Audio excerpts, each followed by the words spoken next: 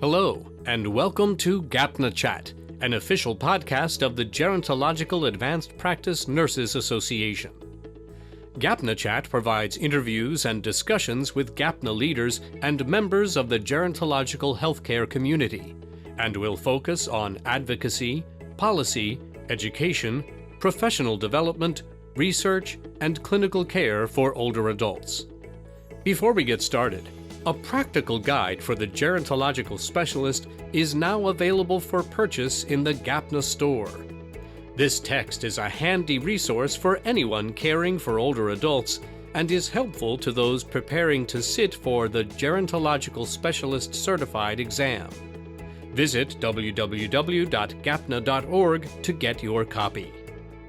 In this episode, Dr. Cassandra Von S., a gerontological nurse practitioner and member of the GAPNA communication team, talks with Dr. Aparna Gupta, the Vice President of Quality for the National Hospice and Palliative Care Organization in Alexandria, Virginia. We are pleased to present Dr. Von S.'s interview with Dr. Gupta. Hello, this is Dr. Cassandra Von S. with GAPNA Chat, and today we have with us Dr. Aparna Gupta, the Vice President of Quality for the National Hospice and Palliative Care Organization. Dr. Gupta is a board-certified nurse practitioner with more than 20 years of healthcare leadership experience, spanning quality improvement, healthcare operations, executive leadership, acute care, aging, complex disease management, clinical services, and implementation of Centers for Medicare and Medicaid CMS programs. Dr. Gupta has served as president of the Pennsylvania chapter of the Gerontological Advanced Practice Nurses Association and is currently a national board member. Her focus on outcomes-driven care delivery has led to significant improvements in value-based outcomes across complex and high-risk populations. She has led Transforming Care at the Bedside Teams, TCAB, resulting in improved outcomes for staff and patients in medical surgical care. Dr. Gupta has served as a master trainer for Agency for Healthcare Research and Quality Related Team Steps program at a multi-hospital health system. Dr. Gupta has also trained in the End-of-Life Education Consortium, our LNEC projects, and has recently been involved in implementation of LNEC modules for veterans care in community nursing homes. Her years of delivering high-quality healthcare have resulted in the achievement of fellow status with the American College of Healthcare Executives.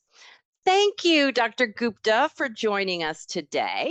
This is your second GAPNA Chat, and although I don't want to rehash previous questions about your reflection, I wanted to ask you particularly, how has your journey as a gerontological nurse practitioner evolved? Thank you. It's really great to be here today, and I'm very excited for this conversation. You know, my interest in serving older adults stems from an interest in and concern for the widespread existence of chronic disease, and at the same time, an increasingly aging population overall. Going many years back, as an inpatient nurse, I had front row seats to patients and families experiencing the revolving door phenomena, right? That we all witness, clinicians will witness that consistently, patients and families visiting the hospital for similar symptoms and disease conditions. And with every hospital discharge, we would see them land a little bit below their functional baseline. It was as if the goalpost of their wellness was changing, and over many years, serving a certain regional population, I witnessed chronic disease and inadequate or suboptimal self-management of symptoms impact the aging process and quality of life. You know, we've talked about myths regarding aging, that not every individual who is aging should have certain symptoms that we assume to be associated with an older adult. However, inadequate management of chronic disease symptoms can lead to an exaggerated aging response. My journey as an advanced practice nurse serving older adults has been focused on empowering our patients and families to become better at managing chronic disease, staying and being well, and thus enhancing their quality of life. And as my doctoral dissertation, I had the good fortune of implementing an evidence-based collaborative depression care protocol in geriatric primary care in a budget-neutral fashion. What we observed was that the frequent touch points that occurred between the interdisciplinary team and the patient family as a result of this intervention also enhanced mood because of more socialization and other reasons, medication adherence, and enhanced overall self-management of symptoms, not to mention adherence to any scheduled tests and follow-up appointments. So here what we're talking about is the interface between the health system and the patient and the family, broadly in a scope of course, managing acute disease conditions and exacerbations, but moving towards wellness and self-maintenance of health at every point in time. And that is where computer systems and technology play a vital role. And I think we all remember that as CMS ruled out their meaningful use, that it really forced acute care institutions to implement an electronic health record to improve that communication. And now the U.S. Department of Health and Human Services has announced a common agreement, version 2.0, that you're going to share with us more about electronic health records and further adoption across systems. What does the term interoperability mean when we're talking about electronic health systems? As you're aware, and as you mentioned, with the Affordable Care Act came a pivotal shift in how our healthcare system functions. Came the concept of value-based care, came the concept of more transparency across all the stakeholders, more transparency in how the healthcare system functions. So clinicians writing orders, clinicians writing their progress notes, for example, are patients able to see the progress notes, what all is included in the discharge instructions, and what are clinicians communicating across each other, across the different care settings.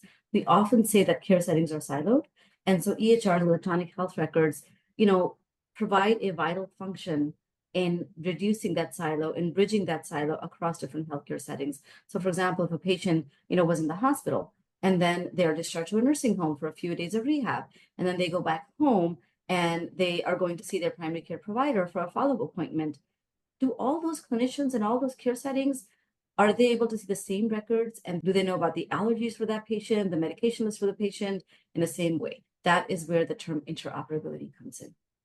So the dictionary definition of the term interoperability revolves around the ability of computer systems or software to exchange and make use of information.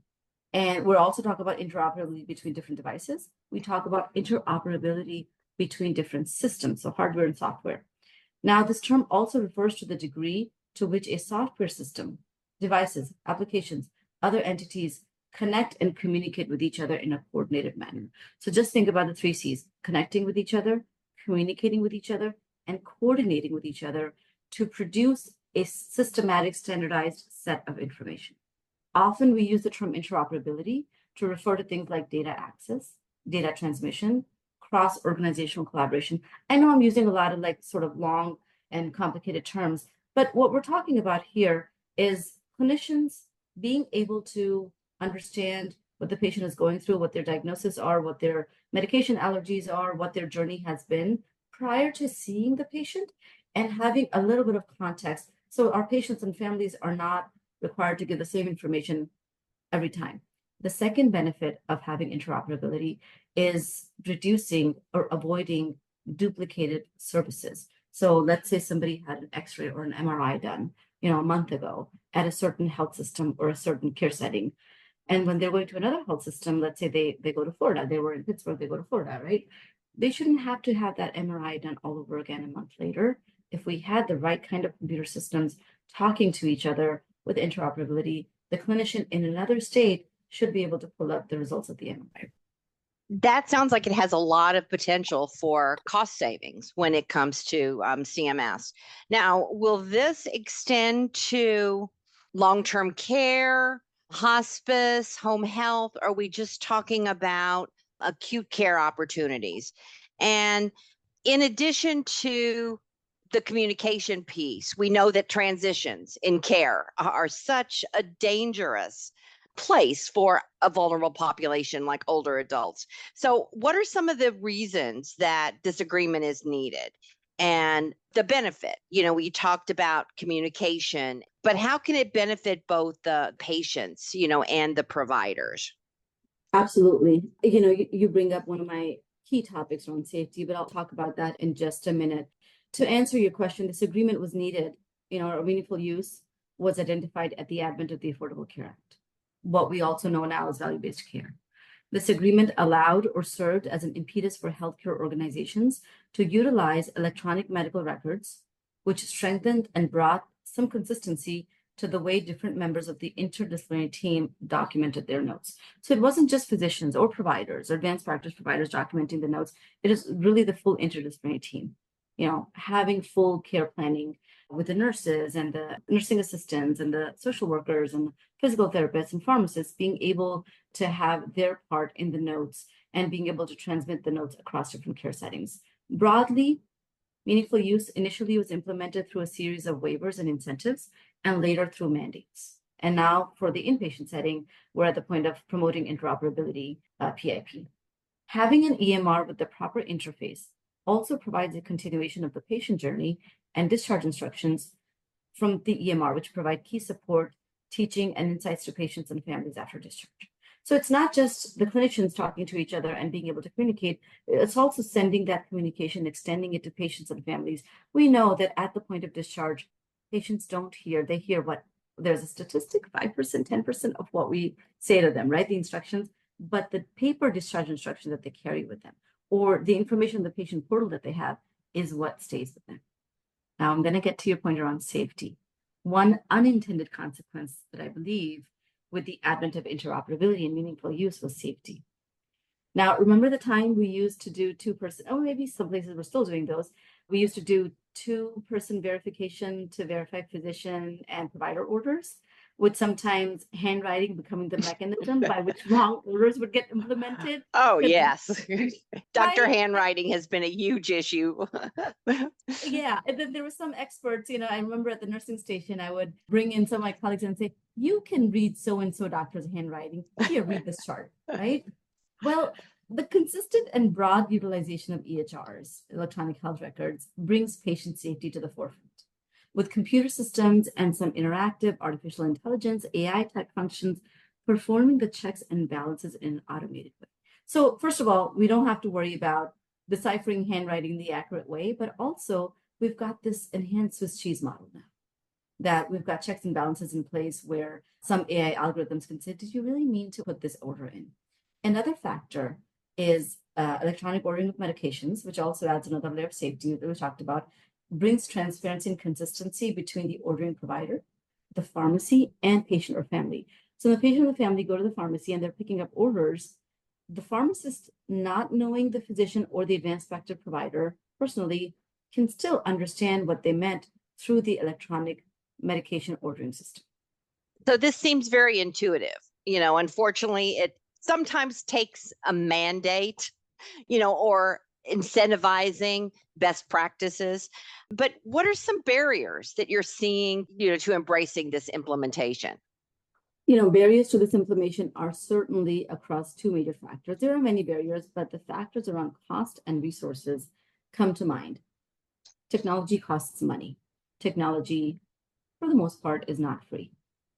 Depending on the size of the healthcare practice and the patients they serve, the need for interoperability adopting EHRs could range from thousands of dollars to millions of dollars.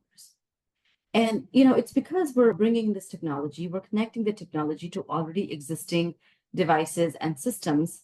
And at the same time, we're testing. Not only that, add to this the cost of staff and provider training, infrastructure changes, what kind of, this is not my area of expertise, but what kind of fiber optic cables do you need? What kind of technology do you need? What kind of hardware and cables and such? Ensuring quality improvement processes, billing, revenue cycle, workflows, pathways, all of those get transferred from paper to the electronic health. So at the point of go live, at the point of implementing electronic medical records in a seamless fashion, there's a huge upfront cost.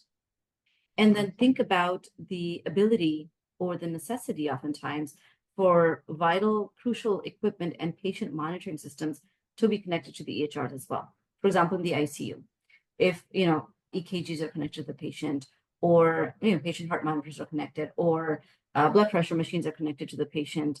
Taking away that manual function is desirable, and having the EHRs connected to those equipments and systems is desirable because it brings more automation, more accuracy. But that comes with a cost, and that comes with infrastructure changes and with the training. So as healthcare practices continue to build the ship as they fly, continue usual business, but must also adopt stand-up EHR systems, we've got to think about some level of disruption in patient care. What we call in a business term, loss of productive time, and the need for additional resources. And then think about the updates from time to time as well. And one more factor that we are seeing more and more cybersecurity. So we've got to keep these systems safe and away from these security attacks as well. So there is a one-time upfront cost, but then there are recurring costs as well. And these become the major barriers. Certainly, it's going to take patience because I remember I was a advanced practice person doing both clinic that was connected to a hospital when meaningful use rolled out.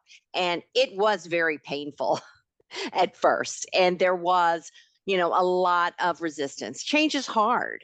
But when you look at all of, just the financial consequences for CMS, when it looks at cost savings, this return on investment seems to, certainly be the way we need to move forward. As our Medicare population is growing, we need to not duplicate services.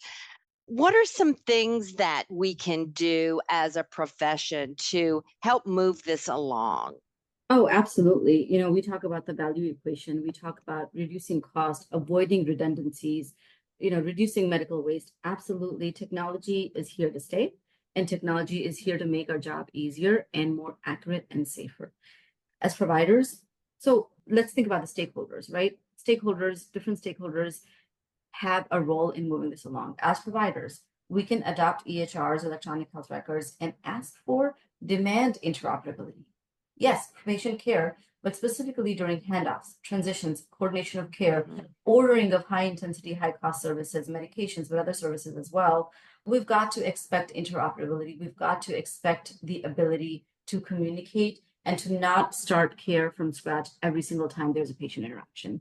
It is very important to see patient care as an ongoing kind of a concept, right? I'm going to see patient in the office right now, or patient walks into my office.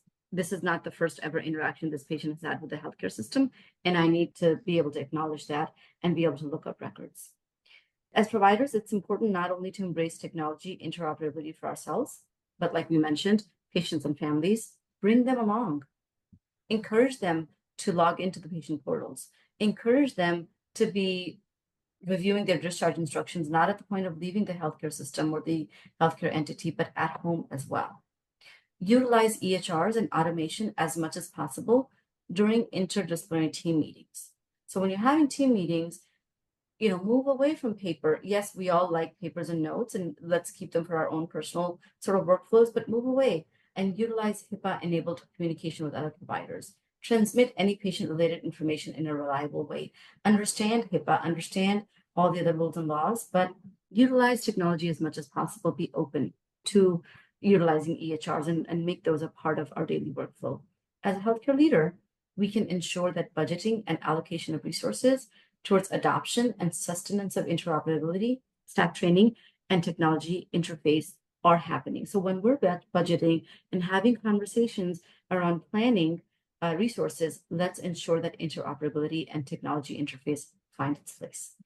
We want to support and provide data-driven decision-making platforms and big and small data in a palatable and simplified manner. So as healthcare leaders, we're also charged with ensuring that we're providing an environment of data-driven decision-making, evidence-based care at the point of care. Are we, for our providers, giving them up-to-date and other sort of resources they can utilize?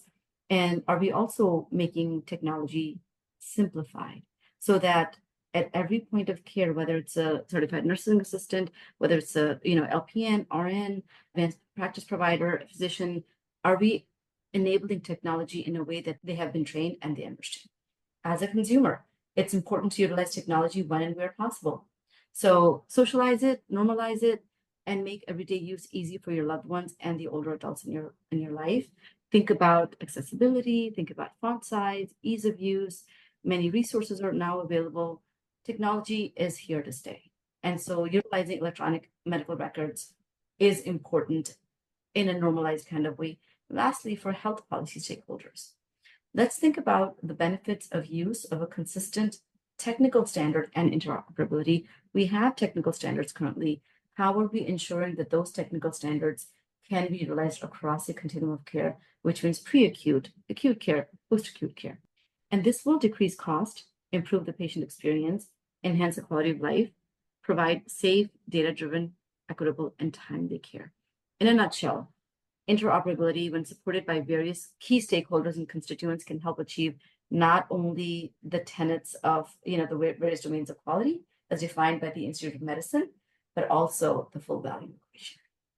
So one of the things that I know as an advanced practice provider, doing discharge summaries and completing the continuity of care if our patients are going to long-term care, or incorporating home health orders.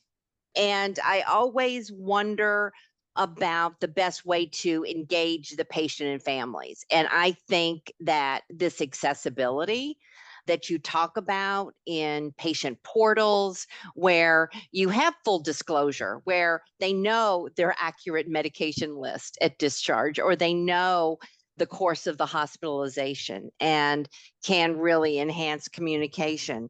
When we're thinking about nurse practitioners and the dynamic requirements that are coming at us, from all different directions, regulatory and otherwise, how do we engage and informed APRNs to be at the table for these conversations? That is a great question. Engaging our advanced practice nurses begins from the very start, right?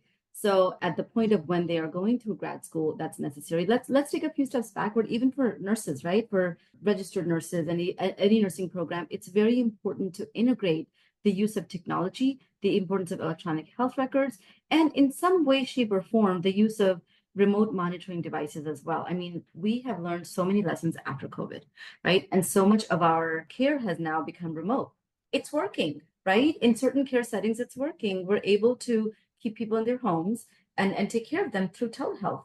Are these new technologies, are they finding their way in textbooks? Are they finding their way in academic settings? So coming back to your question, best way to engage and inform NPs, I believe it is a prerogative of all of us. It is a prerogative of academics, of teachers, of educators, of preceptors, of patients, families, and infrastructure.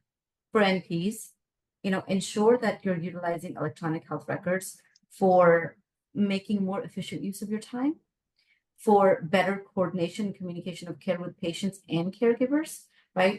We talk about involving the family, loved ones, wherever and however as possible. Utilize electronic health records for communication with pharmacy, with your other interdisciplinary care team members.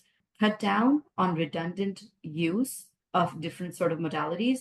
Use the best modality possible. So let's say if you're faxing certain information, but it is possible to send the information in an encrypted way through emails, right? Then do so. Of course, patient confidentiality should also always be center stage. But utilize encrypted emails. Most healthcare systems and most care settings do have that ability, right? And utilize discharge instructions. Utilize the patient portal.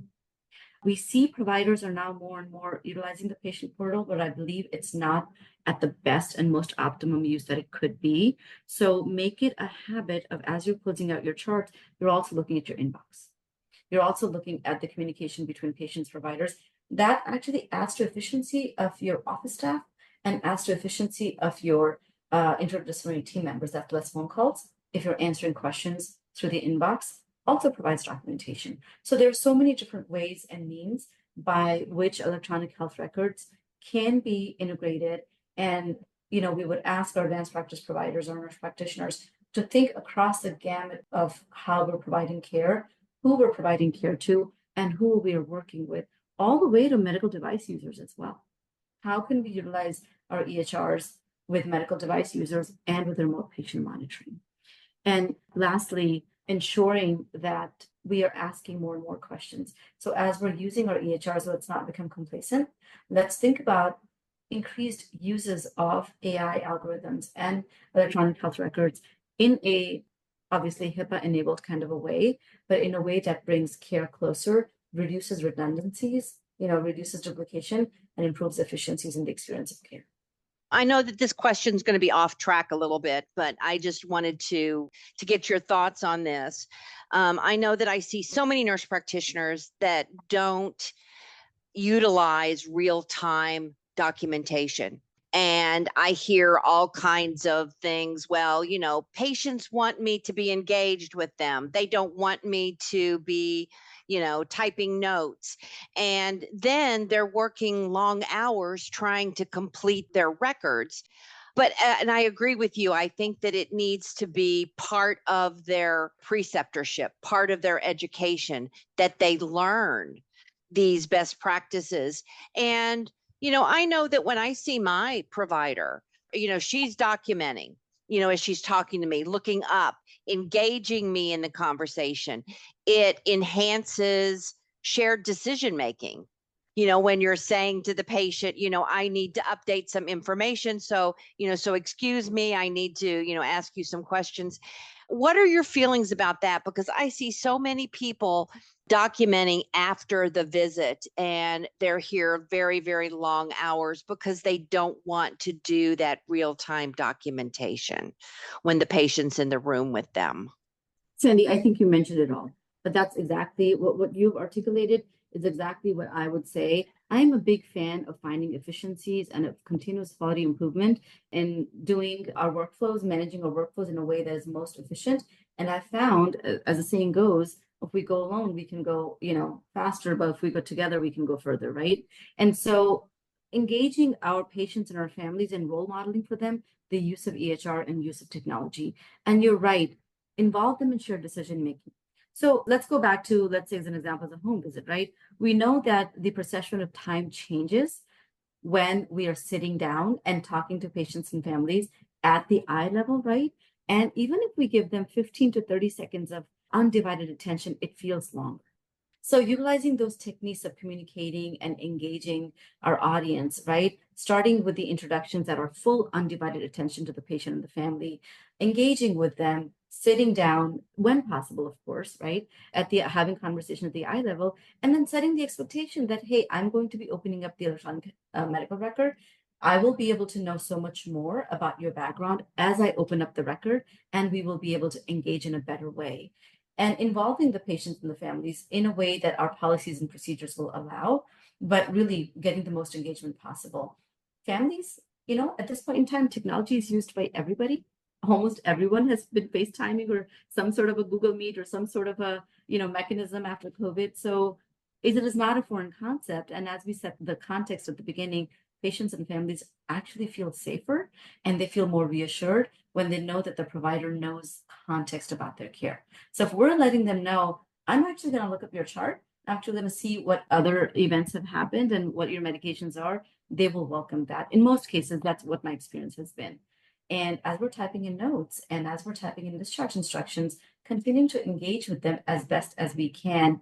Yes, absolutely, when possible, we want to keep the documentation at the point of care because it also helps us with memory. It helps us with accuracy. It also helps us with follow-up. If there are certain kinds of follow-ups that need to be done, we can do them right away. So it comes with practice, right? As with anything else, practice makes as close to perfect as possible. So Sandy, you already noted that preceptorship and training. And so electronic health records, documentation, this full scope needs to be a part of education and training for advanced practice providers and for nurses. And I would expand the field and say all clinicians so that we can serve our patients and families better at the point of care. One last thing, the home visits are the example that I took, but think about telehealth. Telehealth has become so widespread now. And so with telehealth as well, we have the ability to chart as we go while engaging the patient and the family as well. And as much as we can engage the patient and family real time in what we're doing, we will feel less the need and pressure of quote unquote multitasking. It won't feel like multitasking. It will feel like one collaborative conversation. And I love that, a collaborative conversation, because how many times I've heard patients say to me, they've opened up their portal and it was like, they never told me that, or they didn't do that, or, accuracy and clarity and, just really, changing the way we practice needs to be role modeled, because of course, would you want to take on a position where you're going to see patients 8 hours a day and then have 4 hours worth of documentation at the end of your day? No one wants to do that. So thank you for, confirming. That's another, good way that we can use the electronic health records. So as we wrap up our chat, do you have any parting thoughts? I know that artificial intelligence is on everybody's mind. So what are your particular thoughts?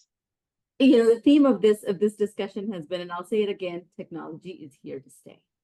Technology continues to build upon itself, and we know that momentum begets more momentum, right? It's just the law of inertia. So artificial intelligence, AI algorithms, they are being used, whether we recognize that or not, right? When we're doing online shopping and suddenly all those different, suggestions come up related to what we were shopping, right?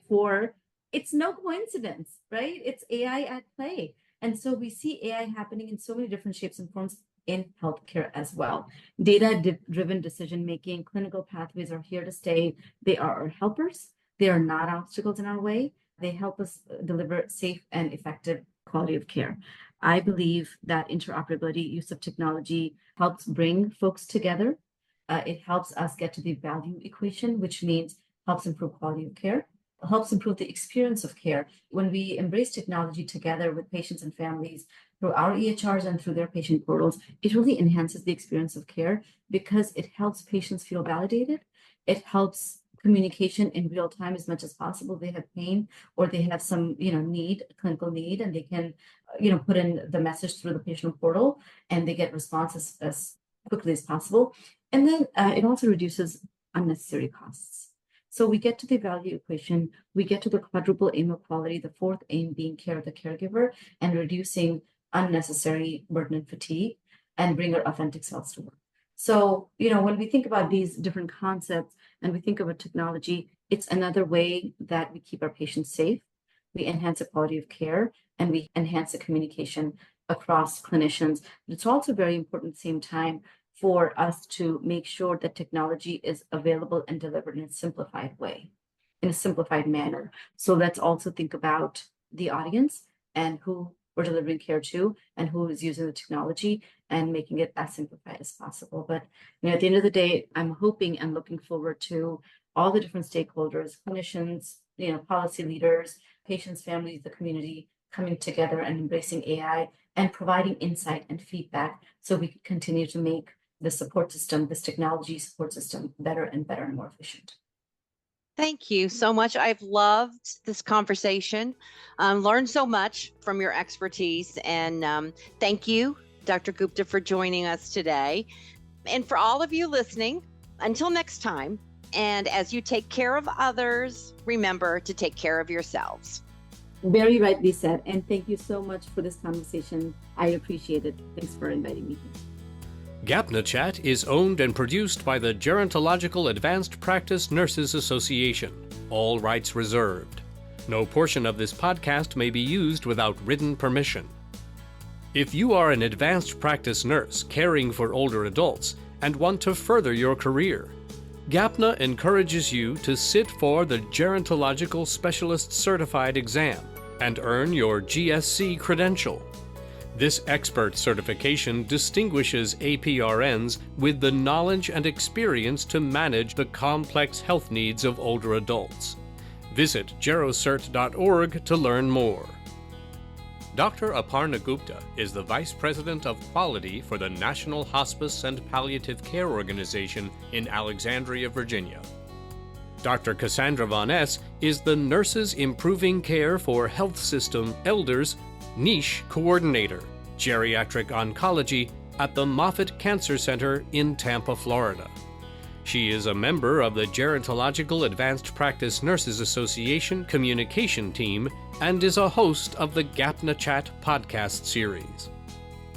For archived episodes of GAPNA Chat and to learn more about the Gerontological Advanced Practice Nurses Association, visit gapna.org. You can also subscribe to GAPNA Chat everywhere podcasts are found.